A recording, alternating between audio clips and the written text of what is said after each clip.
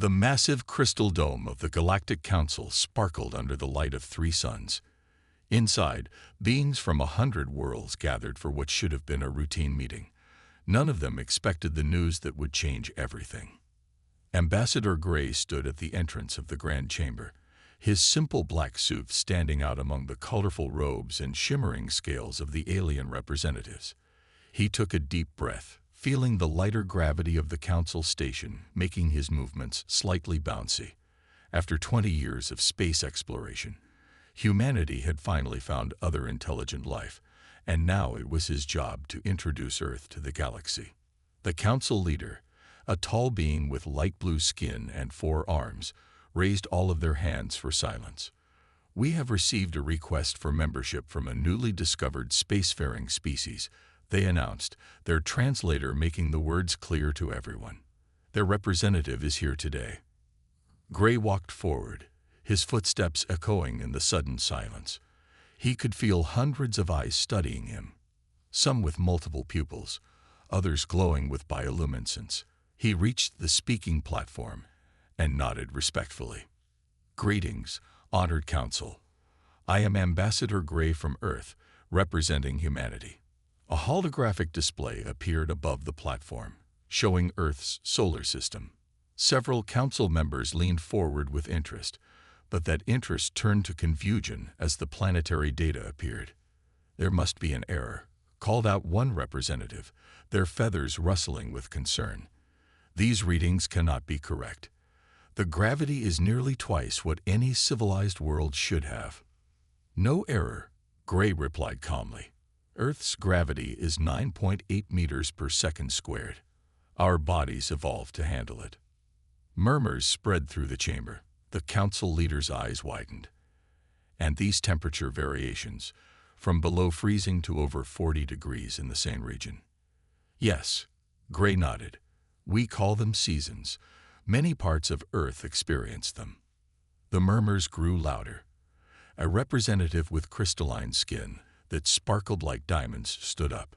"And these storms that tear through the atmosphere, the moving plates that shake the ground, the explosions of molten rock from below the surface, hurricanes, earthquakes, and volcanoes," Gray explained.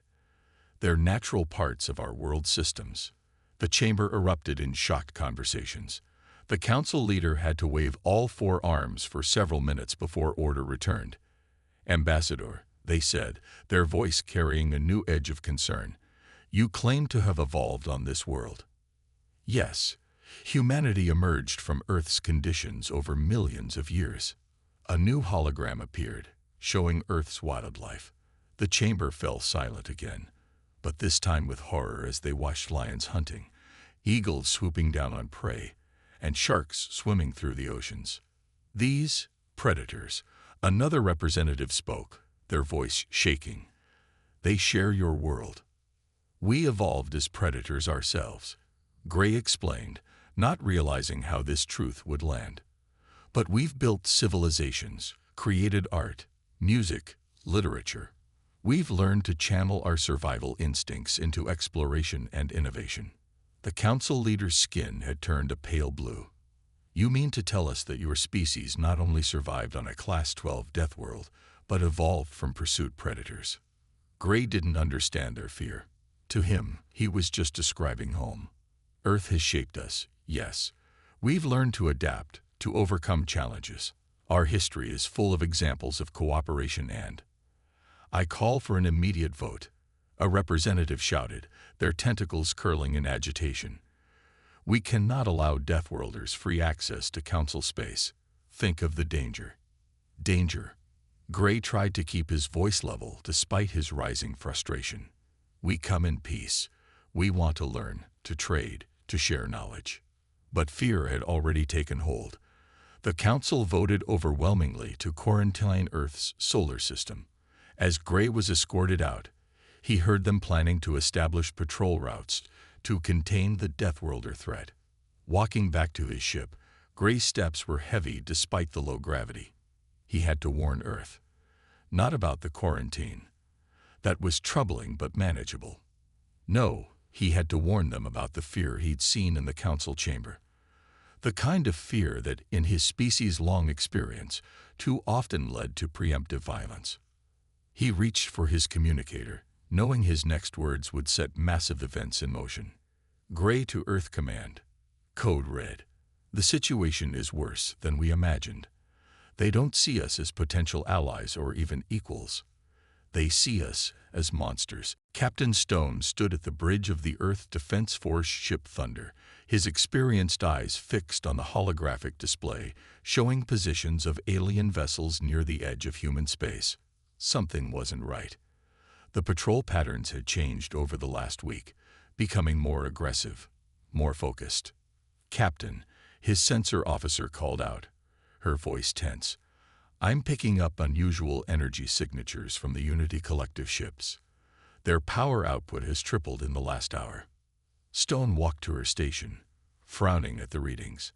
After the Council's quarantine order 3 months ago, humanity had learned to recognize the normal patterns of alien ships. This was different. This looked like ships preparing for combat. Run it through the decoder again, he ordered. Earth's scientists had worked day and night to crack the aliens' basic communication codes. It wasn't perfect, but it was enough to give them some warning if things went bad. The decoded message appeared on screen, and Stone's jaw tightened. Send this to command immediately, he said, his voice steady despite the gravity of what he was reading. The Unity Collective, a powerful faction within the Council, had decided that quarantine wasn't enough. They planned to remove the Deathworlder threat permanently. Back on Earth, the Defense Council gathered in their underground bunker. The room was silent as they read Stone's report. Admiral White, a veteran of Earth's first space conflicts, spoke first. They're afraid of us.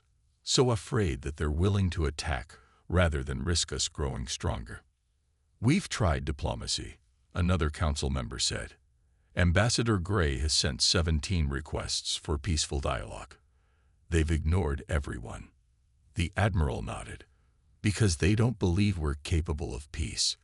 They look at our world, our biology, our history of survival, and see only violence. They can't understand that surviving a harsh world taught us more than just how to fight. Warning alerts flashed across the screens. The Unity Collective ships were moving, forming attack patterns that Earth's military analysts had never seen before. Their technology was more advanced, their ships more numerous. But they had one critical weakness.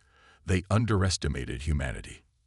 On the Thunder, Captain Stone received new orders from Earth Command. They weren't to engage yet, but they needed to gather more intelligence. He turned to his crew, seeing determination in their eyes. We're going in close, he announced. Silent running, using the asteroid field for cover. The Thunder slipped between the massive rocks, its hull designed to absorb sensor scans. The alien ships ahead were massive, their sleek designs unlike anything humans had built. But Stone noticed something interesting. Their movements were predictable, almost rigid in their patterns. They'd never had to fight for survival, he muttered, understanding flowing through him. These beings, evolved on peaceful worlds, had never needed to develop the split-second adaptability that Earth's dangers had forced into human DNA. The ship's communication officer suddenly straightened in her chair. Captain, I'm picking up transmissions between their vessels, putting it through the decoder now. The translated messages confirmed their worst fears. The Unity Collective wasn't just planning an attack. They were planning genocide. Their leaders had convinced themselves that humanity's existence was a threat to galactic peace. They couldn't risk humans bringing their Deathworld savagery to the stars. Stone sent the evidence back to Earth, knowing what would come next. Humanity had never wanted this fight, but they would not go quietly. They had survived ice ages, mega predators, natural disasters, and their own worst mistakes. They would survive this too. In orbit around Earth, shipyards that had been busy for months began launching new vessels. Unlike the elegant alien ships, these were built with Earth's lessons in mind. They were tough, adaptable, ready to take a beating and keep fighting, just like their crews. Admiral White stood in Earth's Defense Command Center, watching the reports flow in. The Unity Collective thought they were dealing with simple savages, unable to comprehend peace. They were about to learn that humanity's greatest strength wasn't their ability to fight. It was their ability to survive, adapt, and overcome. "Send the order," she said quietly. "All ships prepare for combat positions. Show them what Deathworlders can really do." Commander Walker moved through the busy shipyard, watching as workers swarmed over the massive hull of the battleship Resilient. The sound of welding and the hiss of plasma cutters filled the air. Earth had only 3 months to prepare for the coming storm, and they were using every second. "The deep-sea pressure tanks are installed, Commander," the chief engineer reported, walking alongside her. "The crew can now survive crushing depths that would turn other species to paste. We've adapted the technology from our old submarine designs." Walker nodded, her mind already moving to the next challenge. Their ships needed every advantage they could get. "Show me the new armor plating," she ordered. They walked to a testing chamber where scientists were firing high-powered energy weapons at different materials. On the main screen, microscope images showed the new armor structure, inspired by the shells of Earth's toughest deep-sea creatures. "Watch this," one scientist said eagerly. He pressed a button, and a blast of energy hit the armor. Instead of melting, the surface seemed to absorb and redistribute the heat, just like the creatures that lived near underwater volcanoes. Their weapons are powerful, but they've never had to deal with materials designed to withstand Earth's extreme conditions. In another part of the shipyard, pilots were training in new simulation chambers. The aliens' faster-than-light technology was superior, but their ships moved in predictable patterns. Earth's pilots, raised on a world where standing still meant death, were learning to use that weakness. Again, the flight instructor shouted as another pilot completed the high-G combat course. "On Earth, we evolved to handle changes in pressure and direction. Out there, that's going to keep us alive. While they fly in neat formations, we'll be pulling maneuvers that would knock them unconscious." Walker moved to the weapons development section next. Here, scientists had been studying recordings of the alien ships, finding ways to turn Earth's harsh environment into an advantage. They had created missiles that could hide in radiation belts that would kill most species, and drones that could operate in conditions that would melt standard alien technology. Most Council species evolved on stable, peaceful worlds, the weapons chief explained. They never needed to adapt to extreme conditions, but everything we build has to survive earthquakes, temperature swings, and magnetic interference. We're not just building weapons, we're building weapons that can survive anything. In the medical bay, doctors were developing new systems to help human crews push their natural advantages even further.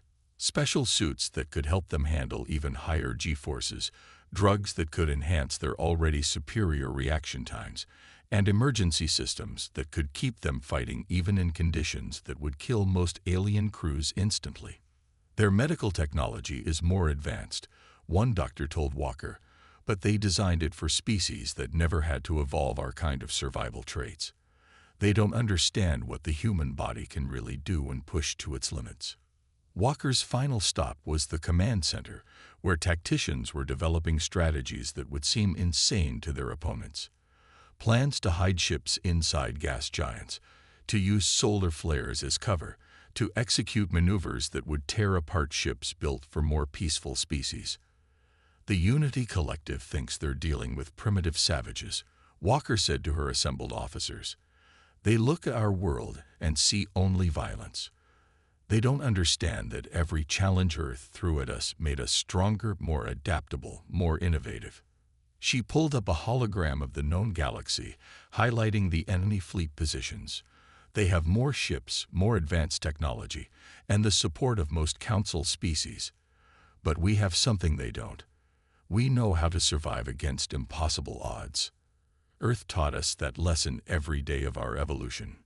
The room fell quiet as she continued.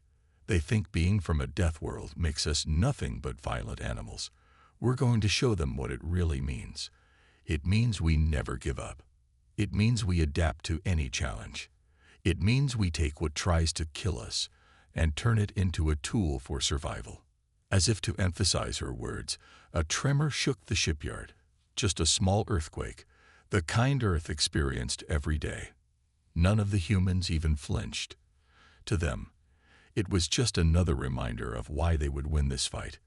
Their world had spent millions of years preparing them for this moment, and they were ready. The Unity-collected ships appeared at the edge of the Mars colony space, their sleek hulls gleaming under the distant sun. They expected an easy victory, a simple show of force to remind the Deathworlders of their place. What they found instead would become legend. Captain Stone watched from the Thunder's bridge as the enemy fleet moved into attack formation. His ship, along with 4 others, had been hidden in the severe radiation belt of Jupiter for 3 days. No other species would risk such exposure, which made it the perfect hiding spot. "Their sensors are active," his tactical officer reported. "They're scanning the colony. No sign they've detected us." Stone allowed himself a small smile. The aliens' more advanced technology was actually a weakness here. Their sensors were calibrated for their own standards of survivable conditions. They weren't even looking in the radiation belt because, to them, nothing could possibly live there. "All ships, prepare to move," Stone ordered quietly. "Remember your training. They're not ready for what Earth's gravity and magnetic fields taught us about maneuvering." The alien fleet launched their first attack on the Mars colony's outer defense stations. Their energy weapons were powerful, but slow and predictable. They had never needed to develop the split-second responses that Earth's predators had burned into human reflexes. That's when Stone gave the order. "All ships, execute Operation Thunderstorm." 5 human vessels burst from Jupiter's radiation belt, their hulls crackling with absorbed energy. The enemy ships detected them too late. While the alien vessels moved in elegant, calculated patterns, the human ships pulled maneuvers that seemed to defy physics. The Thunder rolled and dove through the enemy formation at accelerations that would have killed most alien crews. Stone felt the G-forces through his suit but stayed conscious. His body, evolved under Earth's gravity, could handle forces that would turn other species to paste. "They're trying to regroup," his tactical officer called out. "Their formations are breaking up." The alien ships, used to fighting in organized patterns, couldn't adapt to the chaos. Human vessels dove through gaps in their formation that their computers said were too small, survived hits that should have been fatal, and returned fire from angles that their tactical doctrine said were impossible. "Launching deep space torpedoes," Stone ordered. The weapons, designed to survive pressures that would crush alien technology, slipped through enemy shields calibrated for more conventional attacks. The Unity ships began to retreat, their neat formations completely shattered. They had never encountered enemies who would deliberately fly through radiation storms, who would use the crushing gravity of gas giants for slingshot maneuvers, who would survive conditions that their science said were unsurvivable. "Sir," his communication officer shouted, "we're picking up their transmissions." Translating now. The alien commanders were panicking. Their reports spoke of impossible maneuvers and suicidal tactics. They couldn't understand how their superior technology was failing against these primitive vessels. Stone opened a channel to all human ships. "Press the advantage. Show them what Deathworlders can do." The human fleet moved like predators, using hunting patterns evolved over millions of years on Earth. They herded the enemy ships toward Saturn's rings, where the chaotic debris field favored human reflexes and instincts over computer-calculated movements. One alien commander, more brave or desperate than the others, tried to stand and fight. His ship, 3 times the size of the Thunder, turned to face them. Stone watched calmly as the massive vessel launched a barrage of energy weapons. "Evasive pattern Delta," he ordered. The Thunder dove through the attack like a shark through water, avoiding blasts that the alien targeting computers had said were guaranteed hits. Then they returned fire, their weapons enhanced by the radiation they had absorbed in Jupiter's belt. The alien flagship's shields failed under the assault. Instead of pressing for the kill, Stone ordered his weapons officer to target their engines. The message had to be clear. Humanity could destroy them, but chose not to. As the Unity fleet retreated in disarray, Stone looked at his crew. They were tired but proud. They had just proven that being from a death world meant more than violence. It meant being able to overcome any challenge, adapt to any situation, and survive any odds. "Send word to Earth," he ordered. "Tell them the test fleet is defeated." But this was just the first battle. The real war is coming. And now they know we can fight back. Archive Keeper Reed floated in the great library of the Council Station, his crystalline fingers moving over ancient texts. After the shocking defeat of the Unity test fleet, he had started digging into human history. What he found changed everything. "Look at this," he said to the small group gathered around him. These were representatives from worlds slightly harsher than most, not death worlds like Earth, but places that knew something of struggle. These humans, when their world froze over, they didn't die. They invented fire, made clothes, built shelters. The others moved closer, their various forms, scaled, furred, and even gaseous, clustering around the display. Reed continued, pulling up more human records. When massive beasts ruled their world, they didn't hide. They learned to hunt in groups, to use tools, to think ahead. But that just proves they're dangerous, one representative argued, their feathers ruffling nervously.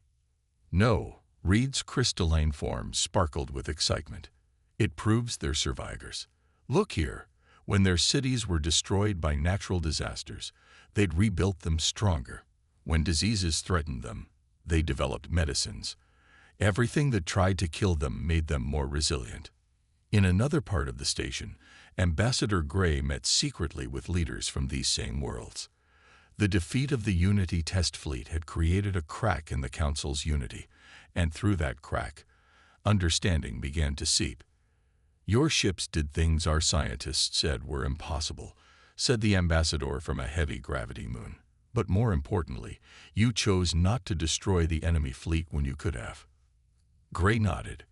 "Earth taught us two lessons, how to be strong, and how strength without wisdom destroys itself. Every challenge we faced made us tougher, yes, but it also taught us the importance of working together." News spread through Council space about the battle. Many were shocked that the primitive humans had defeated superior technology. But a growing number began to see something else in the reports, not just physical capability, but innovation, adaptation, and restraint. Reed's research revealed more. Their art, he exclaimed to his growing audience, even when fighting to survive, they created beauty. Their music, their stories, full of struggle, yes, but also hope, love, cooperation. These aren't mindless brutes.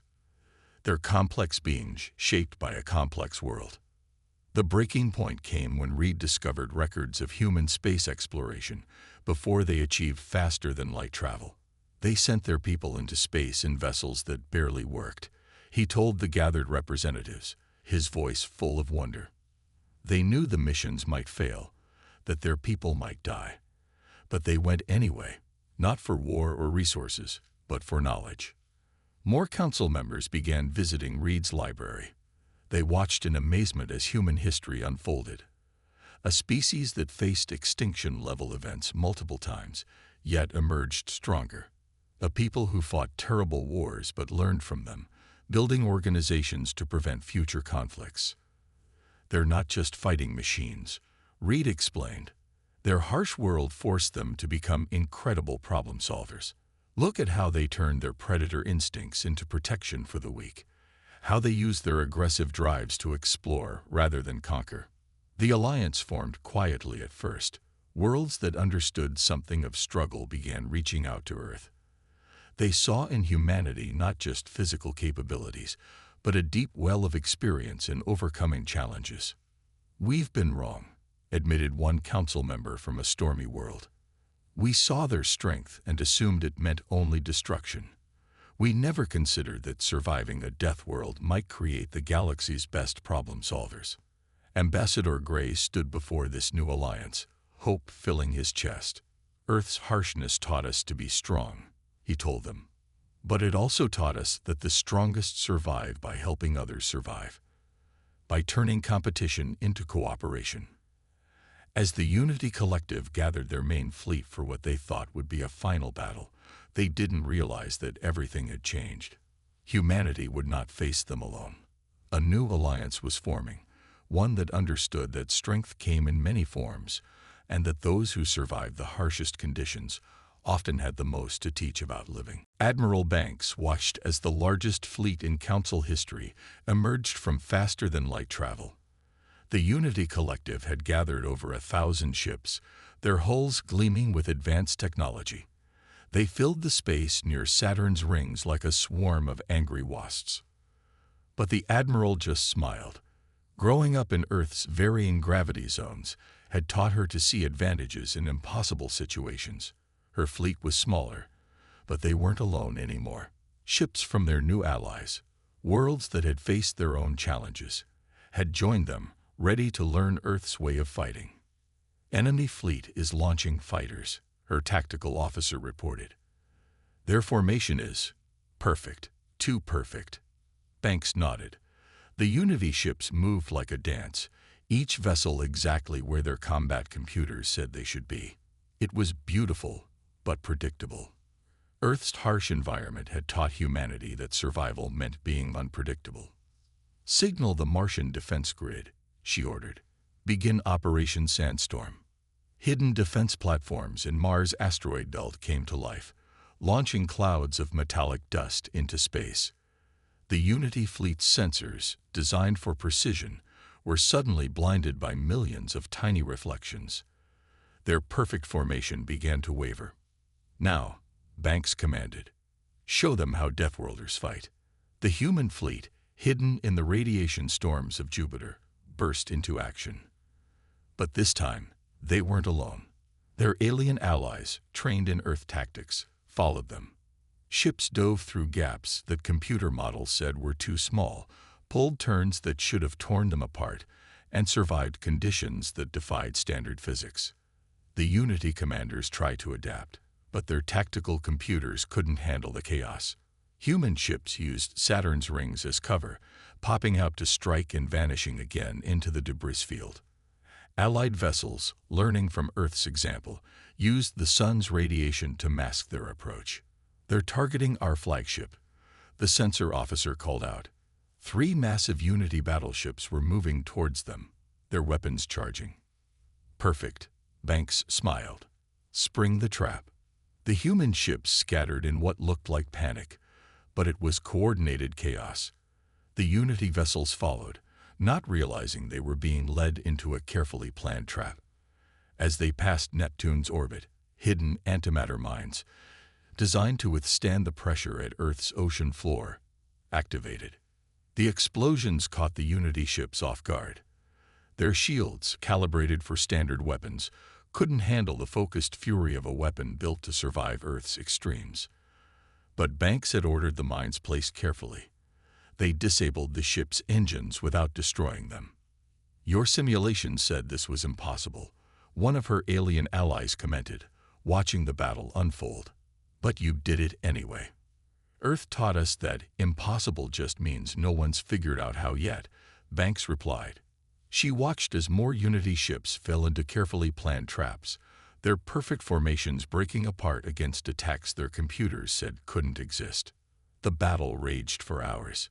Unity ships found their advanced targeting systems confused by human vessels burning hard in directions that should have killed their crews. Their shields failed against weapons designed to survive conditions that their science said were unsurvivable. But humanity's greatest weapon wasn't their technology or their physical capabilities. It was their ability to improvise, to change plans mid-battle, to see opportunities where others saw only chaos. The alien allies who had joined them began to understand. This was how you survived on a death world. You learned to turn everything, even disaster, to your advantage. Enemy fleet is retreating, the tactical officer announced. Their formation is completely broken. Banks looked at the battlefield. Disabled Unity ships floated in space, their crews alive but their weapons powerless. Human and allied vessels moved to rescue survivors, even from the ships that had tried to destroy them minutes before. "Send the message we prepared," she ordered. The words went out in all Council languages. "We could have destroyed your fleet. Instead, we offer you a chance to understand. Earth's harshness didn't make us monsters. It taught us that true strength lies in knowing when not to use it." As rescue operations began, Banks watched her crews working alongside their alien allies. The Unity Collective had thought humanity's Deathworld nature made them dangerous. They never understood that surviving Earth's challenges had taught humanity not just how to fight, but when to show mercy. Not just how to win, but how to make winning mean something more than destruction. The Great Council chamber looked very different now. The Unity Collective's leaders sat quietly, their earlier arrogance replaced by thoughtful silence. Ambassador Gray stood at the center, but this time he wasn't alone. Representatives from Earth's new allies stood with him, along with archive keeper Reed, whose research had helped change so many minds. "We were wrong about humans," the council leader admitted, their four arms moving in a gesture of respect. "We saw your world's harshness and assumed it could only create monsters. We never understood that surviving difficulty could teach wisdom." Gray looked around the chamber, remembering his first visit. The fear in their eyes had been replaced by something else: curiosity, and maybe even hope. The battle had shown them humanity's strength, but it was their mercy that had truly surprised the Council. "Earth taught us many lessons," Gray said, his voice carrying through the chamber. "Yes, we learned to be strong, to survive, to fight when needed. But the most important lesson was that the strongest survive by helping others survive." Reed floated forward, his crystalline form catching the light. "I studied their history," he told the Council. "Their world tried to kill them countless times. Instead of making them cruel, it taught them to build communities, to innovate, to protect those weaker than themselves." The chamber's displays showed scenes from Earth, storms that could level cities, predators that could kill with a single bite, natural disasters that could reshape continents. But alongside these images were others: humans building shelters for each other, developing medicines, creating art even in the hardest times. "Look at how they fought us," one of the Unity commanders spoke up. "Their ships did things we thought impossible. But they didn't destroy our fleet when they could have. They saved our crews, even after we tried to destroy them." Admiral Banks, invited to speak to the Council, stepped forward. "On Earth, the deadliest predators aren't the strongest or the fastest," she explained. "They're the ones who learn to work together, who understand when to fight and when to show mercy." The Council members watched footage from the battle. Human ships pulling maneuvers that defied their physics models, surviving conditions their science said were impossible. But what caught their attention most was what happened after: human crews risking their lives to rescue enemy soldiers. "We propose a new way forward," Gray announced. "Earth will share what we've learned from our harsh world: how to survive impossible odds, how to adapt to any challenge, but more importantly, how to turn survival instincts into tools for peace." The Council chamber erupted in discussion, but it wasn't fearful like before. Different species began sharing their own stories, how their worlds had shaped them, what challenges they had faced. For the first time, they weren't trying to prove who was more advanced. They were learning from each other. "The galaxy faces threats bigger than our differences," Reed added. "Natural disasters, cosmic events, challenges no single species can overcome alone. We need Earth's survival experience, their ability to face impossible odds and find a way forward." The vote that followed was nothing like the first one. Instead of quarantine, the Council voted to create a new division: the Survival Knowledge Exchange. Earth would lead it, teaching other worlds how to adapt and overcome while learning from their different perspectives. "Our worlds shaped all of us differently," Gray told them. "Some taught strength, others taught wisdom, others taught cooperation. Together, we're stronger than apart."